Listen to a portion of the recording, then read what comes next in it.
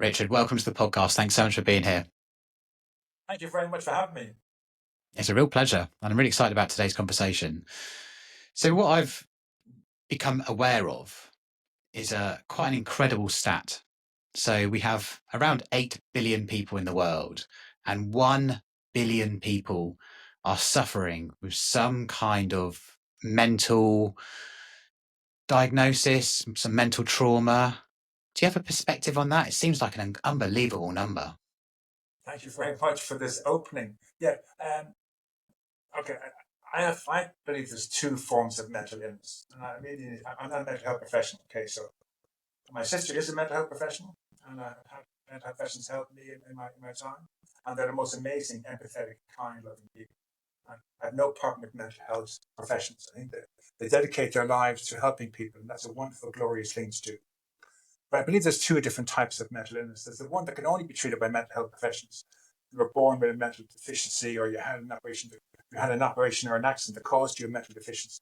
And that kind of mental illness can only be treated by mental health professionals, therapy, medication, so on. And then we have mental disorders, which are caused by past trauma memories. Something happened in our past to cause us to react, to behave, change our behavior because of this past trauma memory. And it affects us in our thinking and our feeling and our reactions. It manifests in certain ways in our lives. And the problem is, as therapists, we can't change the past because it's in a person's history. We can only treat how it manifests in their lives. So how it manifests in their lives is the mental disorders. The mental disorders that people have, whether it's PTSD or depression or so and such, are the effect of the cause. Interesting.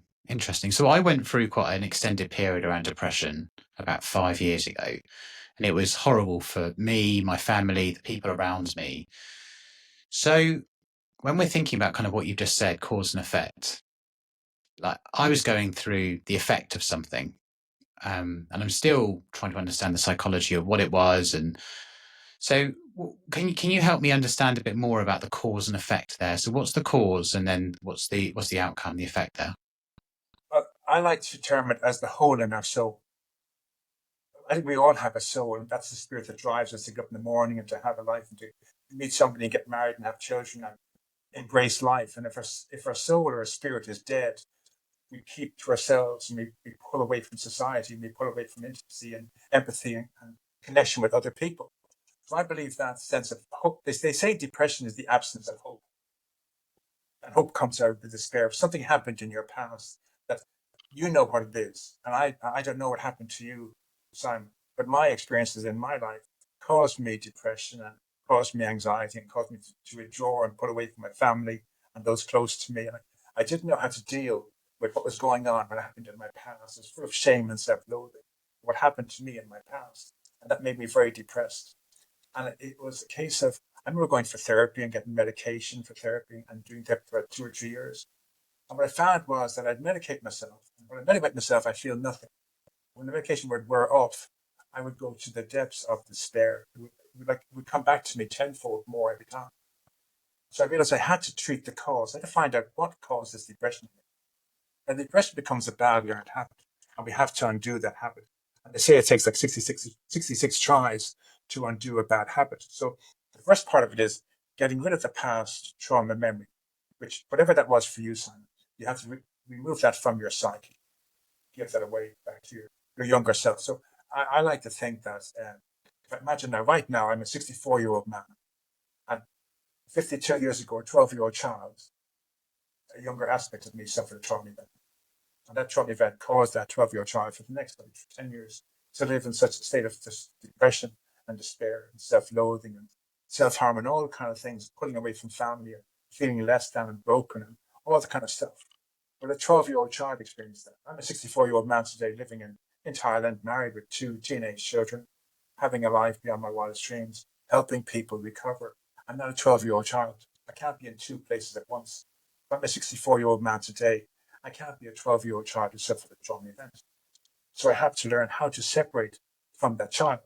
So I would say, my name is Richard. I'm a 64-year-old man. I'm carrying the memory of what happened to a 12-year-old child and the loss of innocence he experienced. And that's the sum of my mantra. That separates me from the child. The child suffered trauma, not me. I can't say I suffered trauma at the age of 12 because I'm 64 years of age. I can never go back to being 12. It's very interesting. I've never heard anyone describe it in that way, where there's separation between the trauma and who you are today. That feels to me like a great approach to give you some freedom and to release you from the past trauma. It's the only way you can live. We're only alive for these 24 hours. So right now, I'm a father to two teenagers that both going to university. My wife and my mother live in the house with me here. We live in Thailand. I'm here on your show. This is my complete life. Give you an idea, it's 8:18 in the evening here in Thailand. Okay, so I like to think of my whole life is this hour from 8 o'clock to 9 o'clock. There's no guarantee I'm going to be alive at 9 o'clock. In Asterix and Obelix, that cartoon, you say the sky might fall on my head. Like, we've no guarantee we're going to be around in an hour's time. And everything before 8 p.m. is over. So all my preparation for your show, wear the white shirt and have I brushed my hair and do I look well? All my preparation for your show, I can't go back and change any of my preparation. I'm now in your show in this 1 hour. So my whole life is this 1 hour only. And everything before this hour is none of my business. And everything after this hour is none of my business right now. I can make plans for the future. And if the future comes around, I can experience those plans. But right now, I only have this 1 hour. And if we can get into this space of being I am, not I was, not I will be, but I am, we can have our existence, our being, the present, with our wives and our children and our friends and family, whatever we're destined or put our talents to.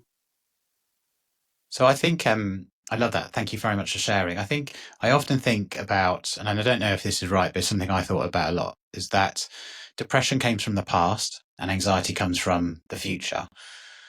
But when we are truly present, which for me it's always an active process to try to be as present as possible. There are certain situations I can ensure that I'm always present, typically in the gym or if I'm meditating, I'm present. But quite often, even today, even with some of the tools and the skills, I'll live in the past or I'll live in the future. It's very hard. It's really, especially when something's even in recent times affected you, work, a boss, an email or something, a partner. There's so much that can happen. How do you remain present in quite challenging times, quite changing times when, we have the past, depression, you have the future, anxiety. Sometimes you're thinking about, oh, I feel hopeless in this situation. How do we, what's your best practice or guidance here? First off is understand that we've been conditioned by society to always be a victim.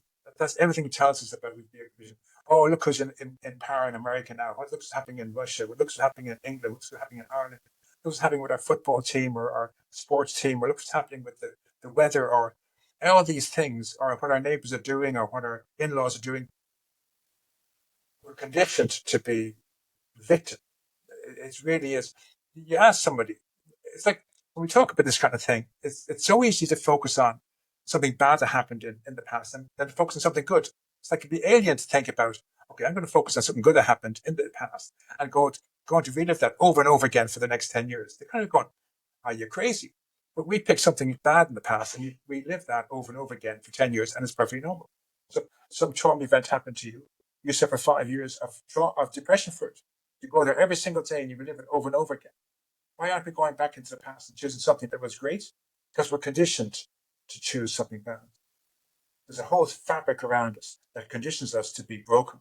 And then there's a whole business to unfix us. Like all the king's men and all the king's horses putting Simon and Richard back together again. Medications, therapies, you name it. There's a whole business out there that needs us to remain feeling broken. So there's simple things we can do. I love all these self-help books like The Power of Now by Eckhart Tolle and all these other books that talk about being solely present. What can you do? And probably the greatest one you can do right now is simply smile. Just try it. Sit back and smile and really kind of feel the sense of the smile on your face and what the smile. So before this podcast, myself and Simon were talking about having our children. And the big thing for myself and Simon was, for me, my kids now are all grown up teenagers. My daughter's going to be 21 in 4 days' time. And my son is mature. He's more mature than I am, a 17-year-old young man. But when they were children, I loved changing nappies. I loved singing lullabies, reading bedtime stories. Oh, I could do that all day long. Let me change nappies. I change So we're talking about that, and you're smiling your heads off at the memory of how good that felt to be a parent. As a father, the only maternal time I ever have is changing nappies and and reading lullaby stories. And I loved it. I absolutely give it to me. I do that all my life. If I wasn't doing this job, I want to be a babysitter and just hold babies and change nappies and feed them with the bottle and sing lullabies. But when I think of this, I can see Simon smiling. But we can smile for a split moment. The depression goes, the anxiety goes. And if you did that, you smile for 3 minutes. 23 minutes is an hour. It's that simple. We can, and then we can focus on being in the present. I've turned to understand that we need a spiritual solution to heal the hole in our soul.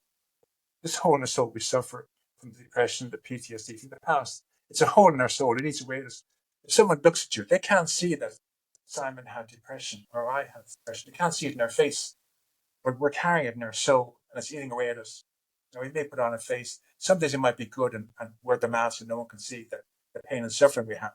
But it's eating away at our soul inside of us. Now, they'll see it, how it manifests in the way we act and the way we behave and the way we talk too fast or we're reactive or biting our fingernails or we're drinking. Or they'll see our behaviors, but they can't see the hole in our soul that's deep down within us. And we have to heal that hole in our soul. And since depression is the absence of hope, we need a spiritual food for it. And what we need to do is claim the miracles that are promised to us. I'm not, no, You don't have to join any religion. Never go near a church in your lifetime or join any denomination. You don't have to. The Bible says you go into your bedroom, lock the door, close the curtains, climb into the wardrobe, and have a conversation with God, even a heated one. God, you motherfucker, you've let me down, you've let me here suffer all this stuff. Here's my crap, take it from me. Have a conversation with him. He'd love that. He won't get involved unless he's invited in. If you invite him in, he'll give you peace. So I learned this lovely practice where I'd like to share with you. It's something I share with my clients.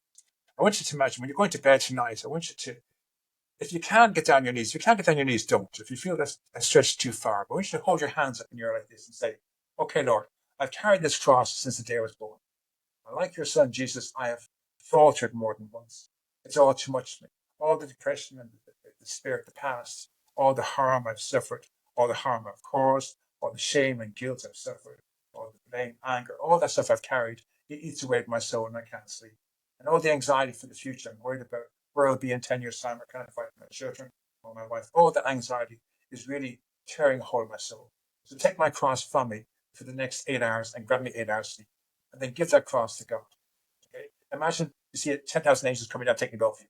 And you have to name all your troubles. So you name my mother-in-law, my father-in-law, my parents, my siblings, my boss. You name who the people are. This cross you're giving him. You have to name it all to give it all away. And you can go just for 8 hours. Now, you can take it back tomorrow. It's not forever, because a lot of us have to. They're a constant companion. We're not ready to give them away completely. We give them away for 8 hours. You can get 8 hours sleep. Take them for 8 hours, Lord. I pick them up in the morning. Lord. Thank you very much. You give that to him for 8 hours. And then you put your head in the pillow, close your eyes, put a smile on your lips, and suddenly you find you slept for 8 hours. Wake up in the morning, you kind of go, this is crazy. So you go down on your knees again. If you can't sit in the chair and say, okay, give me back my cross. And then as you get your cross back, notice this cross is different. It's lighter with a hint of color in it. And hear God's voice saying, my beautiful beloved son or daughter, wherever it is, thank you for giving me your cross. I've taken your cross from you. And if you allow me, I'm going to keep it forever. This new cross is for 16 hours only, for your 16 hours of work and play. I want you to focus on yourself only. Don't take anyone's inventories. Don't try and fix or save anybody. Just do your 16 hours, 8 hours of work and 8 hours of play. 1 hour at a time. Just be present in that 1 hour and give your best. If your 100% is only 20% a day, give 100% of that 20%.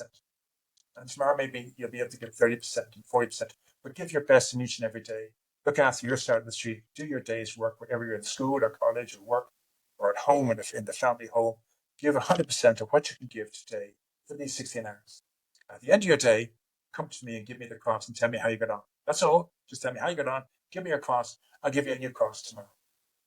During the day, when you get like on your lunch break or your morning break, go somewhere and sit still and just kind of think about how well you've done this morning. You got up at 6 a.m., you got to work at 9 a.m., it's now 11 a.m. 5 hours are gone of my 16 hours of my lifetime. I've only got 11 hours left. I'm doing okay. And then you work from 11 to 1, go for your lunch at 1 o'clock, have your lunch with your colleagues in the canteen, and go somewhere and sit and kind of go, this is too easy. I've got 10 hours gone. I've only got like whatever it is, 6 hours left now for one, so whatever, 9 hours left. This is cool. And then work through your day, go for your afternoon break again, realize I only got like 6 hours left. This is really awesome. I can do this. I can manage to live in 16 hours. But before I was living in 64 years, plus every year, everything from the day I was born to the 64, and everything for the next 20 years. Now I'm only living in these 16 hours. And as an hour goes by, now it's 15 hours, 14, 12, 11, 10. And suddenly you're left 3 hours left to your whole life thinking, I can do this. This is the best day I've ever had in my life. The past is gone. The future's none of my business. I'm minding my own business. Unless someone asks me for help, I'm not going to try and fix and save people. I'm going to have healthy boundaries. Let people do the job. They can ask me for help. I'll offer if it's not an invasion of my well-being, I'll offer help. I'd be open to giving help, but I won't try and fix and save anybody. And if someone asks me to do something and I know it's not good for my health, I'll say, sorry, no, I'm too busy. Or I'm going to look after myself today. At the end of my day, I'm going to go, best day ever got. Thank you very much. Here's your cross back, and go to sleep. And just try it. Just try it one time and see what happens. The first time I did it, I can't stop doing it now. I do it morning and night. It's absolutely wonderful. So that's really Simon. I get very excited with this because it works for me so easily. It's like, this is so easy. Forget the therapy. I just do this every day and I don't have to do any therapy. Why do you think it's working for you? Is it because it's self-reflective? Is it because you're putting the power, you're asking for something? Is it because of what is it? What is it? Why is it working for you? Is it free? Is it freeing you in some way? Well, yeah, but a big part of it is, and for clients I've worked with, I've had some clients who've been in this system for 10, 20 years. They've been with more than 20 therapists, and they're not getting any help. They're in a stage where they're going to therapists and they're going to therapy and medication, whatever it is, and nothing's improving. So finally they come to this space where they can do something like this, and they're in charge of the process. They're controlling the process. They're not someone else telling them how to. They're doing it themselves, and they're experiencing the results by their own effort. It's a fantastic feeling to actually do something yourself and get the results for it. Because I used to think, if someone could give me 5 minutes of peace of mind from my rat brain, that would have been a miracle. And here I was getting like 8 hours of peace of mind, and then getting 3 hours block from 6 a.m. to 9 a.m., and then a 2 hour block from 9 a.m. Like these, if 5 minutes was a miracle, what's 3 hours? Or what's 8 hours of peaceful sleep? Or what's 16 hours in a day? I mean, what would you consider that to be if 5 minutes is a miracle? So the idea of empowering you to finally realize I'm not broken, I'm not a mistake. I can actually heal myself. I'm capable of doing this myself. For years, I've depended on people outside of myself: medication, therapy, therapists. And I don't get me wrong; they're the most kind-hearted people. They've all tried to help me, but they couldn't help me. They were out of their depth. They couldn't touch my soul. My soul was where the disease was. This disease and the disease in me eating away at me.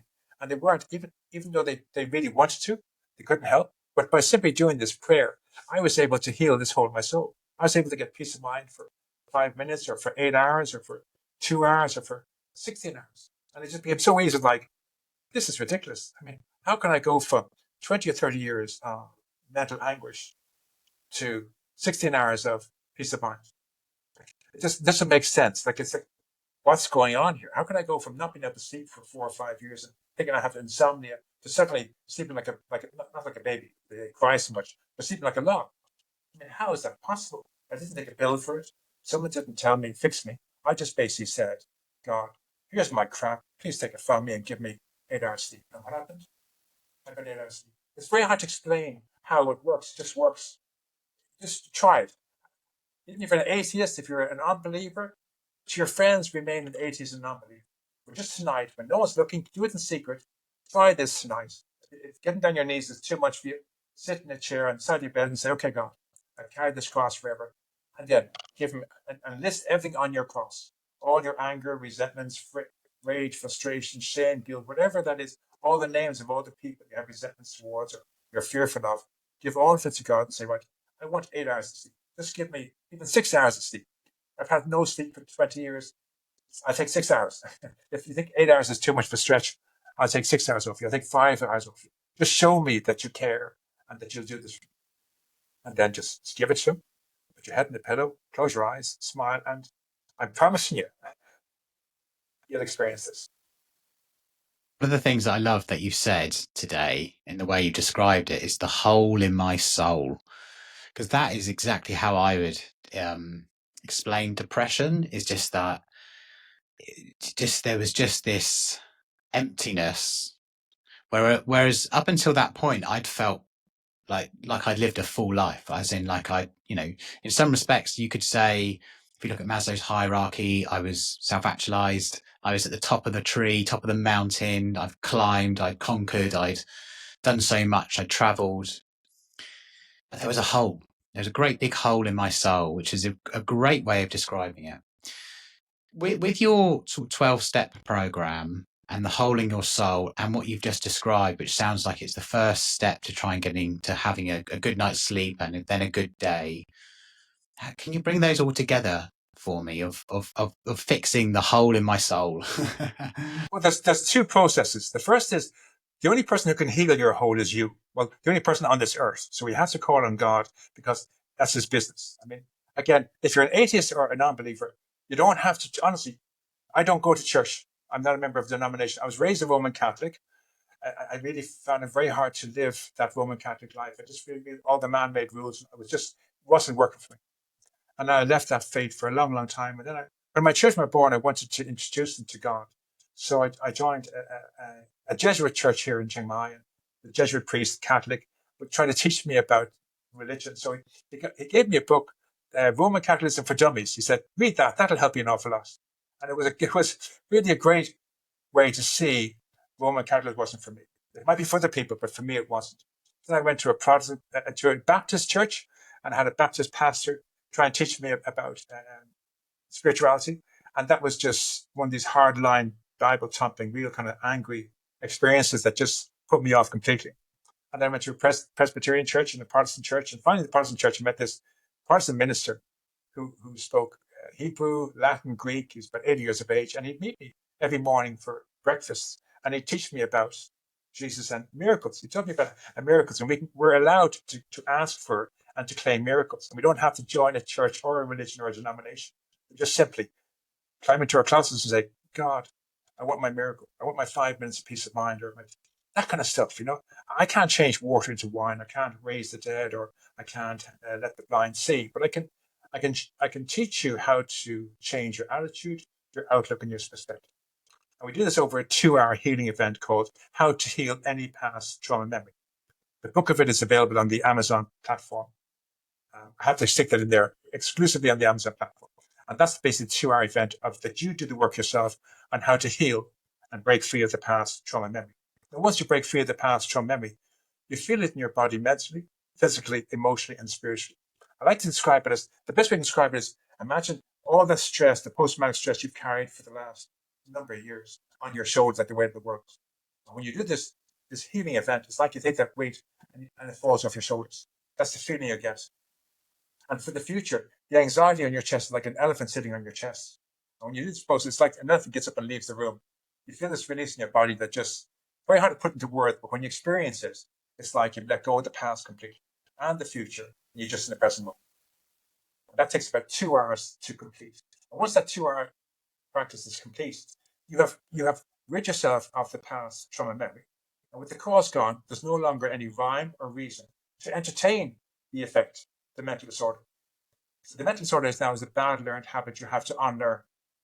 This can take up to 66 repeating the 12-step program 66 times to get rid of it completely. So you might do it twice a day or 3 times a day so you can finish it faster. So the 12-step program is for removing the mental disorder from your life.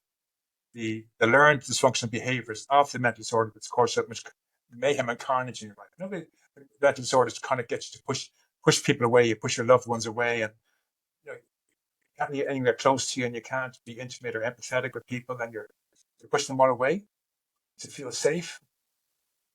So you undo all that trouble. You take the 12 steps one step at a time, and the 12 steps are very, very simple. They're not like although they're based on the 12 steps of Alcoholics Anonymous. And when I said the 12 steps to AA, would they approve of them? They did. So this is the first trauma program actually approved by AA World Service. That's based on the AA program. So it's the first 12-step program ever created that's based on the 12-step program of AA with their permission. rather than approval, their permission, I should say. So it's a 12-step program, very similar to that, but slightly different in the fact that the first step is clearly we're not a victim. For the rest of our lives, no matter what happens to you, Simon, no matter how bad things get, or whatever happens in your life, you just choose never to be a victim again. That's the first line of defense. I'm not a victim of the past. I'm not a victim in the future. I live in the present moment. Whatever's going on around me, someone else is doing something. That's what they're doing. They're not doing it to me. They're just doing it for their own well-being. They may be affecting my life, or maybe affecting my business, or maybe affecting my livelihood, but they're not out to get me. They're just doing right by them, and I'm trying to do right by me, and I'm not a victim. That's the first step. The second step is we're never alone. So there's always people on this earth we can talk to. Whether it's your therapist or your psychotherapist, or it's your best friend, or you go walking with your dogs. My poor dogs, I go walking at night, and if my head is full of ruminations, I give to the dogs. I'm kind of going, okay, you're getting this, dogs. And I'm walking around, I'm spewing out whatever's in my head, just get rid of it. It's like giving it to God at night time. Before I give it to him, I give it to my dogs. My dogs don't understand a word I'm saying. They're Thai dogs. They don't speak English. So I'm just giving this out, and they're just taking it all in.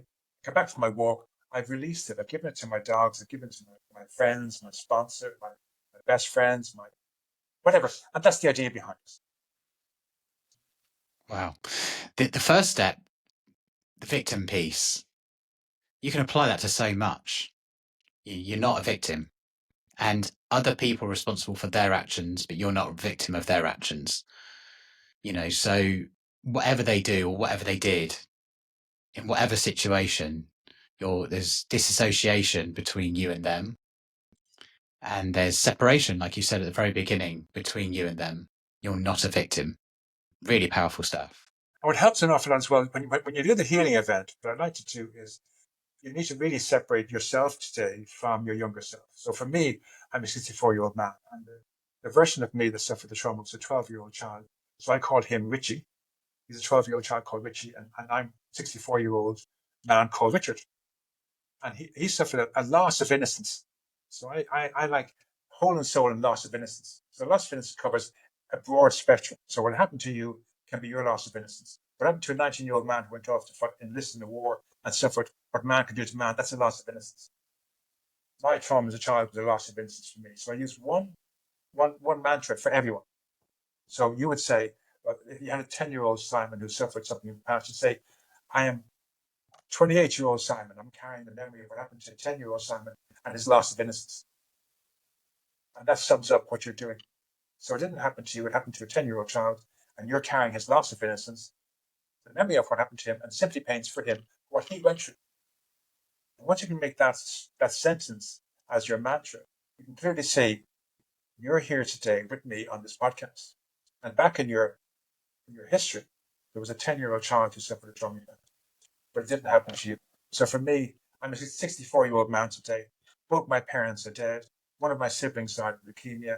I'm living in Thailand, 7,000 miles away from my home in Ireland. The family home is sold at home. Back 52 years ago, my younger self, he's 12 years of age. He's living with his 5 siblings. All 5 siblings are alive. His parents are alive. He's living in his family home. He's going to school. He's only 12 years old. He's innocent. I'm a 64-year-old man. I've got 2 children. Everything about us is different. If you put a photograph beside that 12-year-old child, you can see, you may see a family resemblance. But you can clearly see we're not the same person. I'm an old grey-haired man with a grey beard.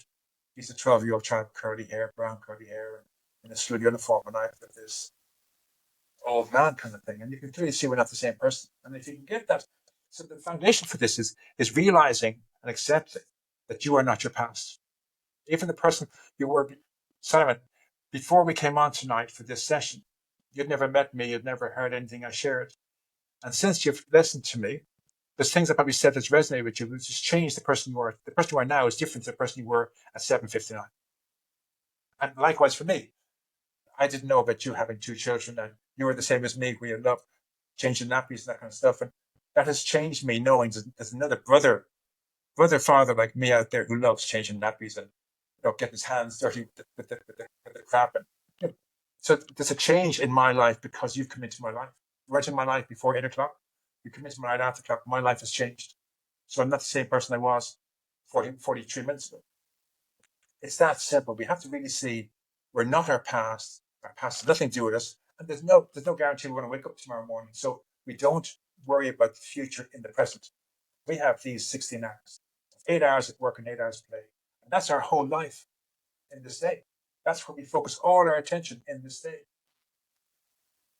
I love that perspective of really focusing on the present and focusing on the present within the 24-hour spectrum that we've got. Because you're right, what happened during our youth, we are fundamentally different people with different experiences now. We are not that person. And, some of my anxieties, I think about the future a lot, planning for the future, thinking about the family, thinking about this. And it's exhausting. It's exhausting. And what I love about your perspective is just bringing it back to just doing the right things today, releasing yourself from the past, from the future, and being present to have a plan, but focus on the right things right now.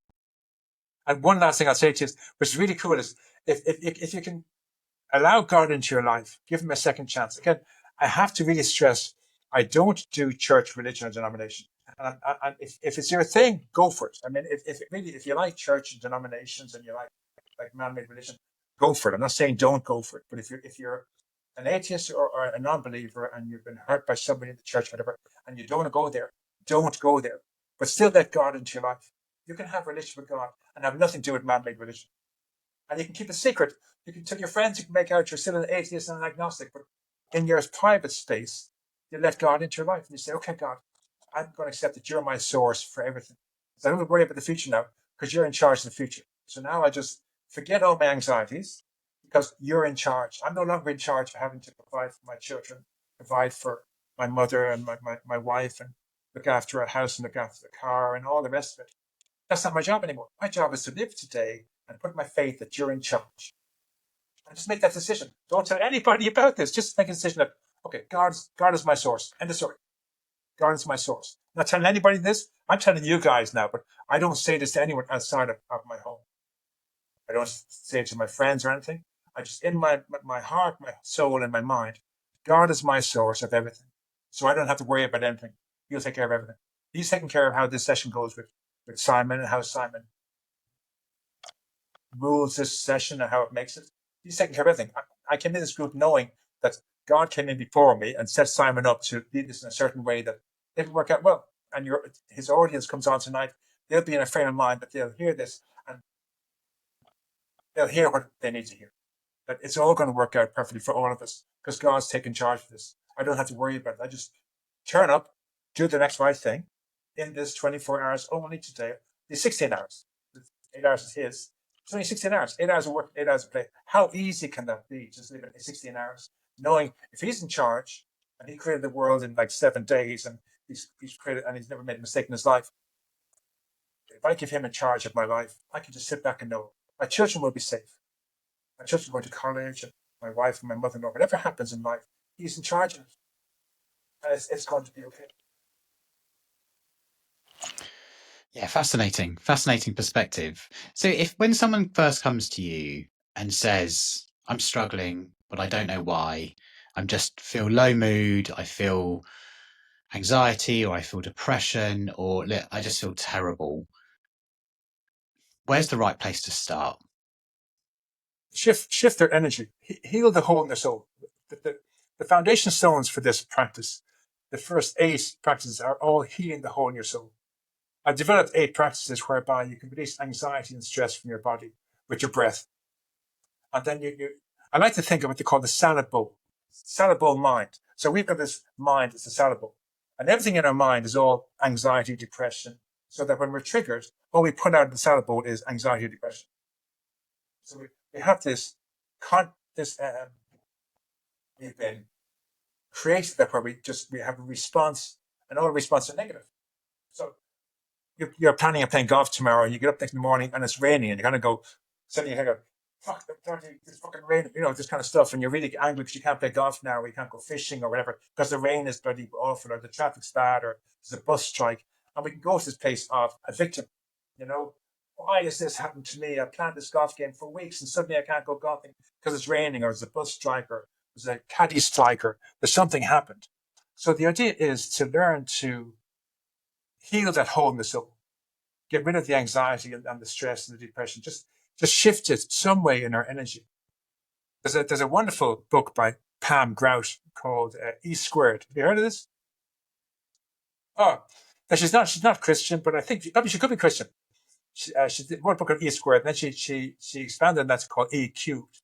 She got all these little energy practices you can do to manifest and show energy in your life where it is. One thing you can do, really, if you rub your palms together, okay? Rub your palms together. You probably have to do it for 3 or 4 minutes. You rub your palms together, shake your hands off, rub them together again, shake your hands off. I keep doing this. And after a while, after about 50 of these, maybe 20 of these, I don't be too long, just keep doing this, rub your hands really together, whatever. So then when you just point your fingers out and bring your hands as close together as possible and just move them in a kind of anti-clockwise movement. And you will feel a band of energy between your hands. That's your life force energy. That's the Holy Spirit. Whatever name you want to give it. As you do this, you're going to feel the energy in your hands. This is the healing hands that Jesus placed his hands in. This energy is the energy within us. Our Holy Spirit, our life force energy, prana, whatever name you want to give it, yoga name or the Buddhist name or the Hebrew name. For this energy, this is your life force energy. If you do this enough, you'll feel this energy. Can you feel that between the palm of your hands? Very much so, yeah. Very much so, yeah. So it's like a block. It's like a magnet. You've got 2 magnets here, and you put them together, and you feel this energy block between your hands. Simply by doing this for a while, take your hands out, come back again, and bring them very, very slowly, and just moving your hands, not letting them touch. But as you do this, suddenly what will build up between your hands is a block of energy. It'll feel like a block of energy. And that's the idea behind this. You realize that you are energy.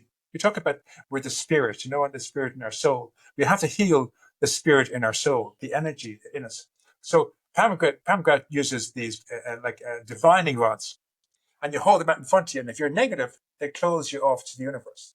But if you're positive, they open you up to the universe. And you realize all you're thinking, if I'm thinking, I'm depressed, I've got anxiety, I'm afraid of the future, I hate the past, I have no life, no one loves me, I'll never be any good, I'll never get past this. We're closing ourselves off to the universe. It's becoming like a dead thing. It's like you had a beautiful plant and you put it in the shade. And because there's no sunlight coming in, it dies. But you take that plant out and you put it in a greenhouse and you take the shade off and you let the sun flow into it. And suddenly, so you start changing your thinking and your attitude. You start thinking, I am alive. God loves me. He wants me to be happy. He's taking care of my future. I give him my cross each day and he gives me peace of mind. For 5 minutes or for 10 minutes, you start talking differently. You start behaving and acting differently. And as you do this, God hears you doing this, and suddenly everything changes. I feel like this is like connected to like, and I'd be interested in your link around the connection with like law of attraction or manifestation, or do you know what I mean? Could all of those, when you meditate, when you think about things, use vision boards, those sorts of things, it's all about attracting the right energies. Where do you think the link is between all of those? Because they're all very topical. I think the people who try manifestation, they get caught up too much in the expectations rather than the feelings. The best manifestors tell you it's about being in the feeling. And if your energy is blocked, you can't be in the feeling. So if your energy is blocked and you're like full of depression, full of anxiety, and your energy is all blocked, but you're saying, oh, I want a big house and a big car, and I want to have a perfect boyfriend or a girlfriend and get married and have kids, and I want this, that, and the other, but your energy is blocked. Every great manifester, but it's Neville Goddard or it's Abraham Hicks, all of them say it's all about your energy and your energy flowing. They call it the vortex. Abraham Hicks talks about that. Abraham Hicks talks about the vortex and our energy and our feelings and getting our energy flowing. But if your energy is all blocked up in, I am depression, I am despair, I am anxiety, no one likes me, no one loves me, I'm afraid of the future, I have a mental disorder, I'll never be okay, I'm blocked. You can try all the manifesting you want and nothing's going to work for you. But once you open your energy and your energy is flowing, then you do your manifesting and it's coming to you because you've opened up the doors, and you're feeling the energy. And the energy is going out there, connecting with the vortex or with God, whatever your definition for that is. So you might call it God, you might call it the vortex, you might call it prana, you might call it the Lord I am, whatever it is for you. If maybe you're a Buddhist or a Hindu or a Muslim, whatever your version of that is, you have to open your energy to connect with your understanding of what the creator is in your idea. Now, for me, I think I go for the God one because we need to claim miracles for peace of mind. The only way we can heal anything is a miracle. We can't heal it with medication. We can't heal it with drugs. We can't heal it with alcohol. We can't heal it with sex or food or sugar or money or spending. We have to heal the hole in our soul with something more than that. And I believe it's a miracle. And we're allowed to claim miracles. That the Bible says you can claim miracles just by simply believing and having faith. So I go, okay, Lord, I'm going to believe in you and have faith that you're going to give me peace of mind for 5 minutes. Here's all my crap. I want 5 minutes of peace of mind. I sit back and relax, and suddenly the mind goes quiet. It's like, he's taken this, like I gave it to him. He's taken, I've got peace of mind for 5 minutes. And so if we want to have manifestation, which I love, I really love manifestation. I practice as much as I can. My energy has to be open. If it's not open, it's just so. Probably the best example for me of manifestation is I want to get this out there as much as possible, and then I get people like yourself interviewing me on a podcast. It's like, thank you, God, you've heard my manifestation. You put Simon in my past. I'm on his podcast with his audience. Thank you very much. And rose me yesterday, and so on. It's like I manifest. I'm going to get this out there for people to get hope, some sort of hope that they can heal themselves. And then Simon Cochran invites me onto his podcast. And it's like, okay, guys, you heard me. Thank you very much. We're having a great energy moment. It's like my energy is flowing in here with Simon. I can really feel this energy between us and the smiles about being the fathers. It's like I could do this all day long. It's only an hour and a half. I could talk for 2 or 3 hours. Let's do this every week, kind of stuff. And the energy is flowing between us. I believe, that's the way I feel it right now in myself. There's so much in energy, isn't there? There's so much in energy, because I think about this a lot, where I've started to more connect with people just based on that initial energy I have with them, or later, if I've known someone a long time, but I find that they've got a negative energy, I'm just really, I suppose, leaning into that level of intuition, not questioning it, just going with it. It's just who we are. We're spiritual beings. I mean, the Bible says that we are made in the image of God, and we're told that God's name is I am. It just tells us if we are in the I am state, we're connected to God. If we're in the I was or the I will be, we're screwed. We're like so far away from the Creator, it's like crazy. So if we're in, I was abused as a child, but I'm a 64-year-old man in the present. I'm working against myself, or I'm going to be broke in 20 years, but I'm not broke today. I'm working against myself. So if I can be firmly in the I am moment, I have to share something with you because it's really very important. It's another book I've written, but I didn't want to share. It wasn't. I didn't want to share it. But God answers all our prayers all day long. I learned this from this old Greek minister. Blew me away. The problem is our prayers aren't what we learned in school, or we learned with our parents at home, or we learned in a prayer book. Their prayers belong to somebody else. It was very powerful for them.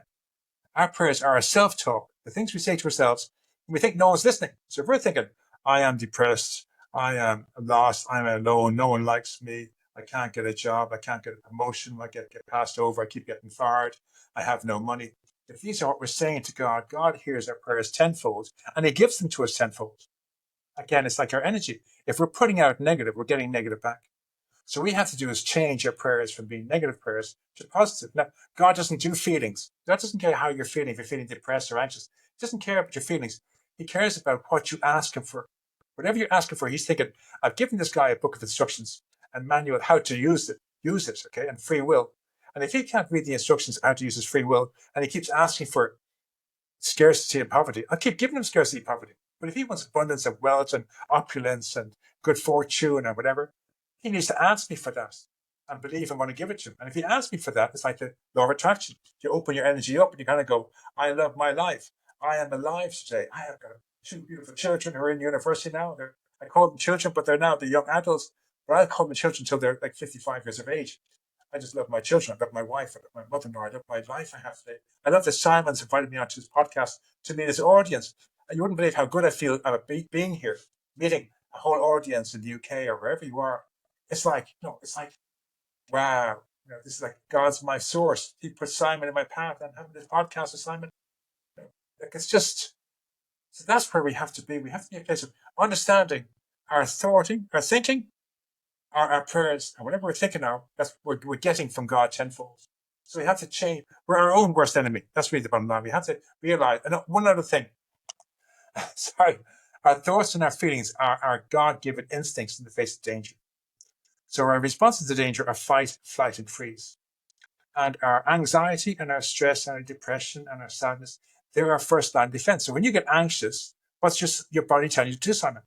Just run away, hide, hide under the bed, hide in the closet, leave the room, leave the building, leave the relationship, leave the conversation. Is it freeze, shut down emotionally, mentally, and physically? Is it disassociate? Or is it to ask for help or seek a solution? Or is it to fight back or stand up for yourself or tell someone how you feel? We have to take an action. If we stay in the anxiety, we're our own worst enemy. They're our God-given instincts. We have to trust our instincts. And if they tell you to run away, you run away. So if there's danger for you right now with me speaking, you switch off the camera. Sorry, audience, but he's going to run. Run out the door, go down to the ice cream shop, have an ice cream. Come back 15 minutes later when I'm gone, and you feel safer and go on about your day. You take action. Whatever it is, you take action and you run, or you leave the building, or you ask someone for help. And that's the bottom line. These are meant to be our God-given instincts. We're meant to trust our instincts, not treat them as mental disorders. Sorry, that went further than I meant. It's great. It's a great answer. I think about the fight or flight or freeze response extensively. And before I went into therapy, or I started therapy all those years ago. I remember just saying to the lady that I was speaking to, she was a lovely lady. I just said, I always feel like I am on. Like I always feel like I am, there's a reason to fight. And I actually used the word fight. And she said, this is fight, flight, or freeze. And for some reason, for a long time, I kind of been stuck in that fight, always fight, fight, fight, fight for decades, I think, or so. And I could never really understand it until it was explained. Maybe you could break it down to actually what's going on in the body. What is the fight and then flight, then freeze? Maybe you could break those down so people can. Because I always think awareness is the first step of how you actually are being and how you're showing up.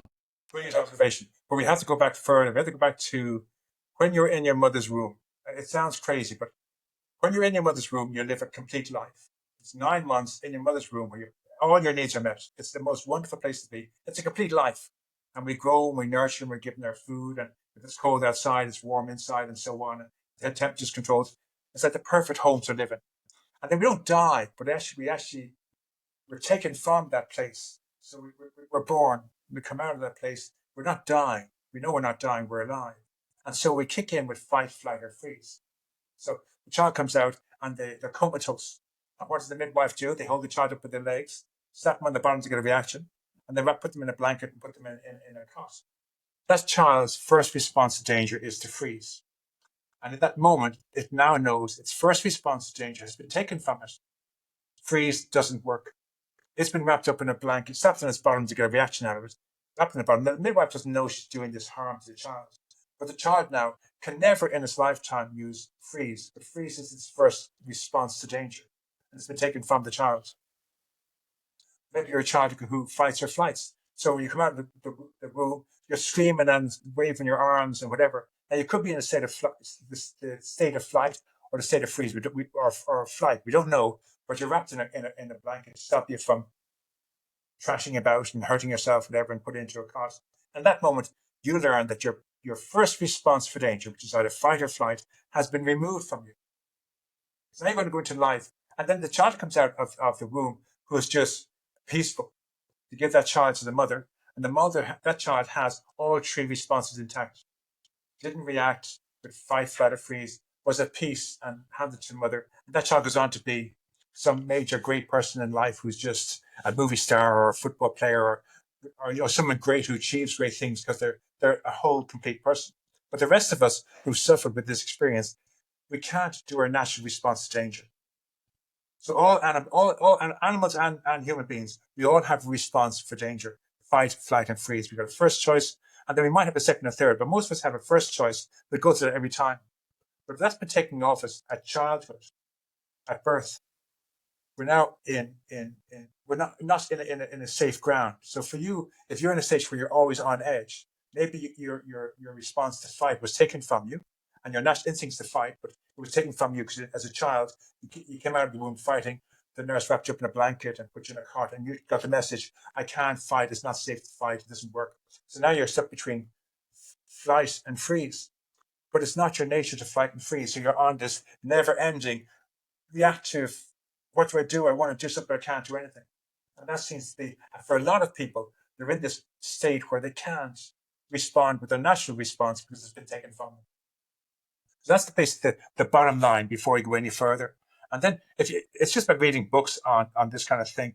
There's a video on National Geographic, and it shows this antelope I think has been chased by a cheetah, and the cheetah's chasing after it, and it's running to get away, and it can't get away. In the last moment before the cheetah nabs it, it drops to the ground dead. It just shuts off its heart, falls to the ground. The cheetah revives up, dead meat is poison, pokes at the cheetah, bites at it, no response, at the antelope, no response. Young antelope, no response from it all. Assume it can't gauge that it could be pretending. If it's dead meat, the message to an animal is dead meat, poisonous, can't eat dead meat. And the cheetah walks away. 5 minutes later, the antelope stands up, shakes itself off, starts its heart again, and walks away. And its response was freeze. So for us, we might be passive aggressive. We might shut down emotionally. We might give people the silent treatment. We might disassociate or withdraw or isolate, or we might pretend we're asleep. They're all different aspects of the freeze. So whatever you would do that would feel comfortable for you. So if your nature is to fight, but to think there's no point in fighting, then that's your first response was taken from you, and you'd find some way of bringing that back in. So you try little things. You might try little things. So next time you're feeling anxious, maybe you've been invited to a party, and you're feeling really anxious and nervous. Your social anxiety is hitting in. You think you know nobody, and you won't fit in, and people won't like you, whatever. You phone the host, and maybe myself, and you say, Richard, thanks for the invitation to your party. I'd love to go, but I have terrible anxiety. I'm really nervous about going, and I don't think I'd fit in. Would you do me a favor? Would you tell me about the people who are going, so I know what they're interested in, so I can do some homework? And then when I get there, I kind of will fit in some way. I say, that's a great idea. And so I begin to tell you about the 8 people going, what they're interested in, their hobbies, and what they do for a job, and if they're married or single. And all this arms, all this information, you understand that all my friends play golf. You go for one golf lesson, watch some videos of golf, and when you get to the party, you can talk golf, and they'll just natter about golf, and you can sit there and feel comfortable in the space. Then other people are into exercise. You start walking at night, go walking every evening before you come to the party. And when you get there, you kind of go, yeah, I love walking. Suddenly, oh, you love walking, I love trekking, I love hiking. Suddenly you're in the space. So there's things you can do to get out of the anxiety by taking action. And it's okay to ask someone for help. Like the second step is to ask for help. Richard, tell me about the other 8 people coming. They're all single, they're all married, they're all heavy Christians or agnostic or atheists. They're all into gaming. Okay, they're into gaming. I'm going to play some games on the PC, and then I can go along and say, yeah, I play such and such a game, GTA or whatever. You play GTA, I love this, whatever. And suddenly you're in a conversation because you've done some homework. So it's okay to ask for help. So when you get anxious, ask for help. If you're someone who fights, ask for help. If you're someone who freezes, go into your bedroom and hide and be very quiet. And if you're someone who runs away, go down to the shops and have an ice cream. Go for a cycle, go for a swim, just leave the house. You put the phone down and walk away, and leave the conversation.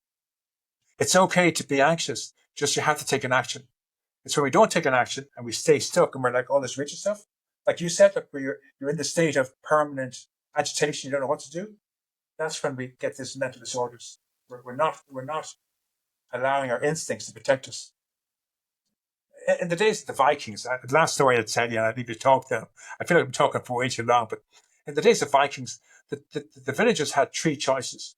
Those who could fight picked up weapons and tried to defend their loved ones, and they may die doing it, but they do that. Those who couldn't defend, they'd run away and hide in the cave. And then those who were too slow to run away, they basically play dead. They'd lie still, be very, very still and wait for the danger to pass by, stay under the floorboards, be very quiet, or hide under the haystack, or to lie on the ground and be very, very still and hold their breath and pretend they're dead. The danger will pass by, and then they'd all get up and move on. And the mental health professionals are realizing now it's not cowardly to run away or to freeze. Flight and fight are not cowardly things. They're actually you trusting your God-given instincts to respond to danger. Whereas in the First World War, everyone who ran away were put against the wall and shot for cowardice. But that's the terrible thing. We're led to believe that running away or freezing is cowardly. And we have to get that out of our clients' heads. It's not cowardly. If you want to run away, run away. If it's the best thing for you and your wife and children, take your wife and children and leave the building. You do it. It doesn't matter if everyone else is standing back and defending. You're leaving because your mind's telling you, leave the building, Simon. So you're leaving. Wow. We've had such a great, powerful conversation today. I've really loved it. If Me if too. if if someone wants to get in touch with you, Richard, work with you on the 12-step program or have some coaching, what's the best way of sort of reaching out and being in contact? My email is information@traumarecoveryanonymous.com. The healing event is available on the Amazon platform exclusively. I mentioned earlier on. It's how to heal any past trauma memory. That's where I take you through over to our event. And then after you complete that, you do the 12-step program, which is available on both Amazon and any other book platform. And the 12 steps are how you undo the learned dysfunctional behavior of the mental disorder. So that's a separate program you do after. So the healing event takes about 2 hours. And then the first time doing the 12 steps takes about an hour. But then the recommendation is you keep doing that for 10, 20, 30, 40 times to break the habit of being being diagnosed with mental disorder. All those behaviors you have. Like, I remember certainly pushing people away, not just people that I was threatened by, but I would push my family away because I was threatened by their intimacy and their love. So I was hurting people that weren't the problem. So I had to learn to undo all that damage I caused. And start letting people in and talking to people and asking for help. And that's all part of the process of coming back into being a part of. The 12 steps is becoming a part of life again with your family or loved ones. You may have to make amends to partners, ex-partners, ex-in-laws, whatever it is, but you're going to clean yourself in the streets. You're not having got a mental disorder. I haven't got a mental illness. You're a perfectly normal, boring human being who's let go of the past and now you can live in the present. That's one of the best lines. You're a perfectly normal, boring human being. What a grounding, great point to try and bring someone back to the present and the moment. You're no more special or less special than anybody else. You're perfectly boring, just like But all of us. that's the goal. It's like yourself, Simon. I'm here with you. And I am really a boring, normal human being. I like to cycle. I like to walk. I like to walk my dogs. I like to play golf. I like to swim. I like to play chess online. And I love just work. And I'm a father and a husband and a son-in-law and I'm a brother and I'm a friend. And I just like being a part of helping people. But I'm not the center of attention. I don't want to be the center of attention. It's not all about Richie anymore. I just want to be a normal, boring human being, just part of. I go to a party and not give me all your attention. No, I just sit there and be a part of it. I might start a conversation, like I said to Simon, find everyone plays golf, kind of go, I love Augusta, and then keep quiet and let everyone talk about Augusta. And you sit there kind of going, I started this conversation. It's really cool. They all go, they go and say, oh, that's right, Simon's great. He's a great conversationist. All he said was, I love Augusta. And everyone thinks he's fantastic. And he started the conversation they love talking about. I guess the ways we can defeat our anxiety in that are very, very simple. And we don't have to be rocket scientists to do this. It's really, there are instincts. Just trust them. Just trust them to ask for help. Incredible. All right. Richard, thank you so much. I'm sure we could talk for hours, but I appreciate your time today. It's been a real pleasure. Simon, thank you very much. Really love being here. Let's press pause now, but don't go away, okay? Thank you.